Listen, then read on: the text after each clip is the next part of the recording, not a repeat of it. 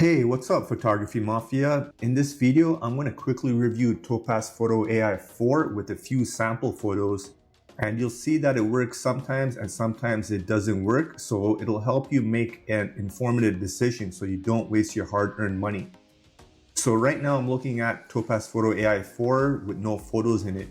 I'm going to go into Adobe Bridge and we're going to take a look at a few photos that I took with my Canon R100 and the RF-S55-210 lens. This is a fly catcher here, and the photo looks fine at normal view, but once I put it into this loop view of 100%, you can see a little bit of the noise or the grain, as well as the feathers or the subject is soft.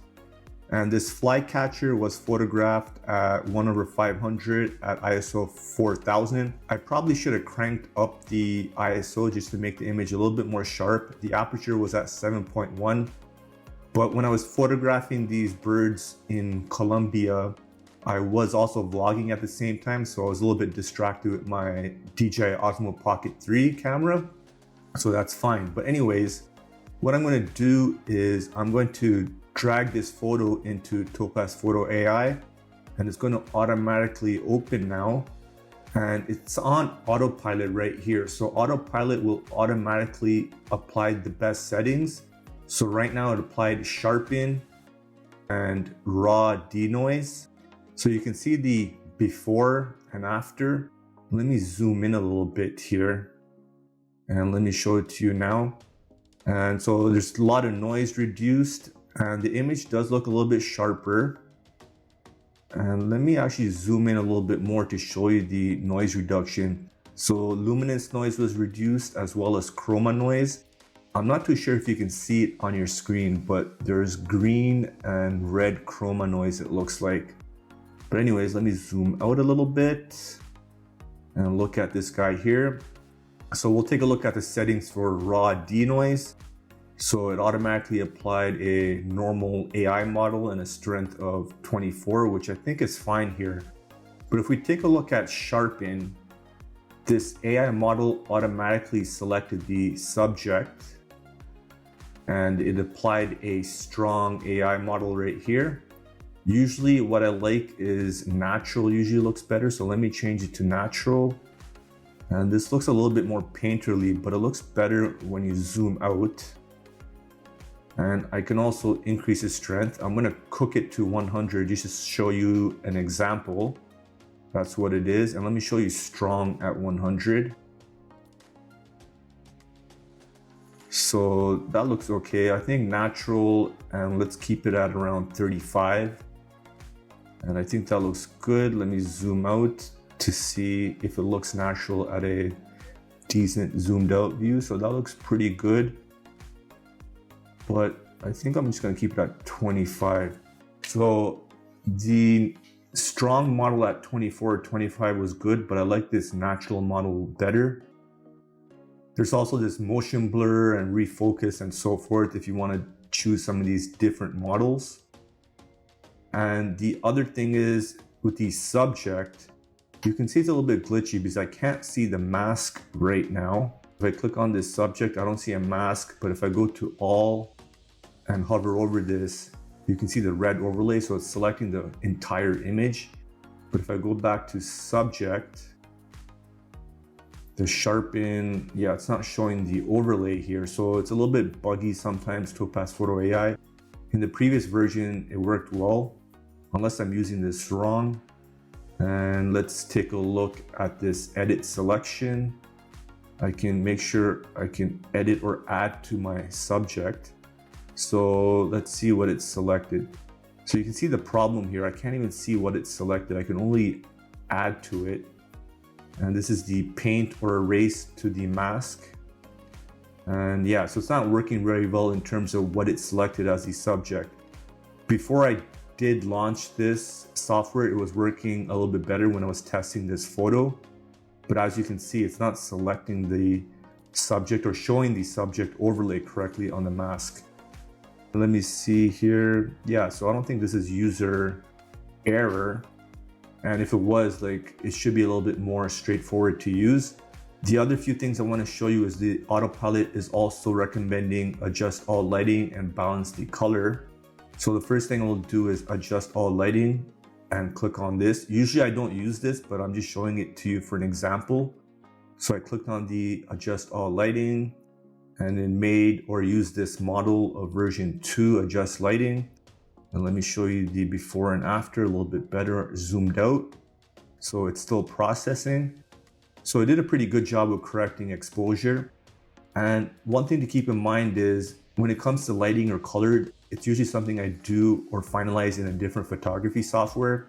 I think for this photo, I'm going to do it in Capture One. Topaz Photo AI does work as a plugin for Capture One, Lightroom, and Photoshop.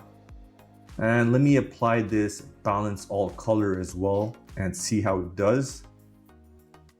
So you can see with the balance all color, it automatically made the image a little bit warmer, and we can adjust the temperature if we want, but I don't like that. So what I'm gonna do is I'm just gonna X or close and remove the balance color and the adjust lighting. Usually when you're using Topaz Photo AI, you want to use it for sharpening, noise reduction, and image upscaling. So the image upscaling is right here. You can click on choose something else, and there's upscale right here as well. And the other thing is you can also turn off autopilot. It's also available to automatically turn off in the menu settings or preferences if you don't even want to see this at all. And the one other thing I want to point out is this camera neutral file. So it has like a camera neutral camera profile it applied. So it gets me wondering that it doesn't have the Canon R100 and the lens combination profile. So it's strictly using AI to reduce the noise and sharpening or improve the sharpening. So that's something you want to keep in mind. But anyways, I'm going to finalize or edit this photo in Capture One and I'm going to post it on Instagram. The next thing is for the exporting of the image. You just click here and then there's a few file formats you can export the photo into. But I'll just click on cancel. And the next thing I'm going to do is I'm going to go back to Adobe Bridge and I want to show you this finch that I took. So this finch, I think this is a saffron finch.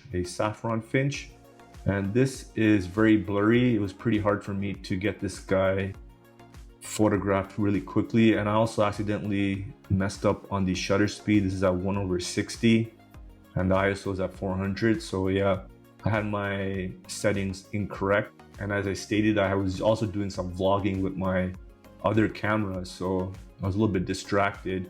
This image does look a little bit sharper if I look at it here.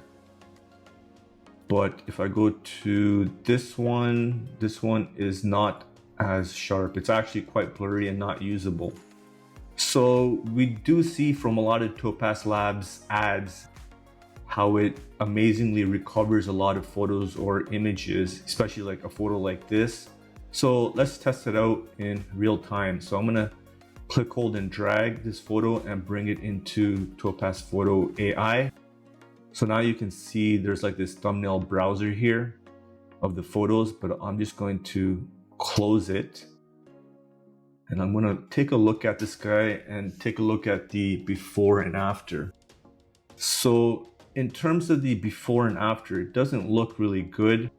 The only real major improvement is the noise reduction from what I see here. But the sharpening is really bad. So let's click on the sharpen section here, and it selected a natural AI model. And you can see here this time when I move my mouse over this subject drop down, it's selecting or showing the red overlay, but it's not selecting or masking this beak here, which is fine because we can correct that, but I'm more focused in on the results of the sharpening. So if I go to this red overlay, you can see it selected the feathers and everything, so that's fine. But what it looks like is the sharpen model is sharpening this leaf instead of the bird. And if I click on, let's say, lens blur version 2, not much happening. Let's say refocus. not much happening. Even if I click on strength, not much happening. And let's take a look at standard, and I'll increase the strength to 100. So you can see here, this is a case where Topaz Photo AI doesn't really work. It's a very subtle improvement that's negligible, I guess you can say. The other thing is I can go to this, choose something else, and I can try this super focus. And let's click on this and see what happens here. And so this is the subject, and it's just focusing in on this bird here. It's rendering the preview. It is a beta version, so I'm not expecting great results, and it doesn't look like I can increase the size of this.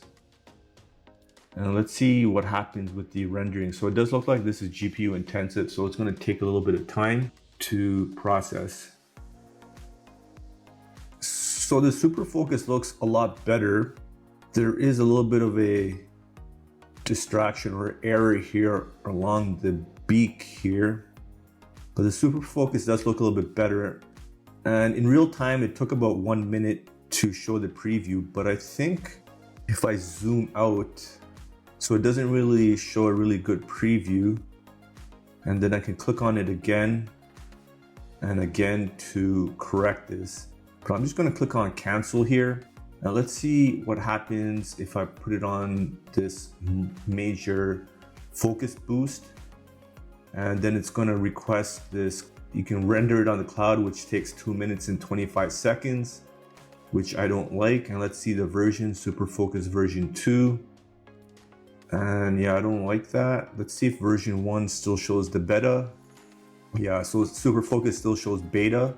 So I'll just go back to version 2 because at least I saw the preview. And I'm just going to render this on my computer. And let's see how long this takes. So wow, the quick results look amazing for super focus. And let me zoom in here.